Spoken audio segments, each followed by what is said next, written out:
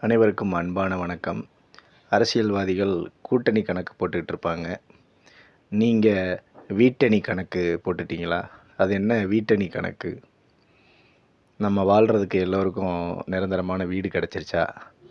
நம்ம போகிற சாலை குண்டும் குழி இல்லாமல் நல்லா இருக்குதா? நம்ம வீட்டில் படித்தவங்களுக்கு நியாயமான முறையில் தேர்வு நடத்தப்படுதா? எல்லோருக்கும் வேலைவாய்ப்பு கிடைக்குதா?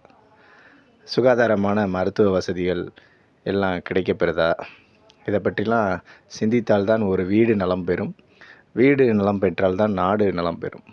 அதனால தான் இதை வீட்டணி கணக்கு அப்படின்னு சொன்னேன். நடத்தக்கூடிய எல்லா போட்டித் தேர்வுகளும் நேர்மையாக நடத்துகிறாங்களா? இடஒதுக்கீடு முறையாக பின்பற்றப்படுதா? இடஒதுக்கீட்டின்படி நம்ம வீட்டு பிள்ளைகள் வேலைக்கு போகிறாங்களா?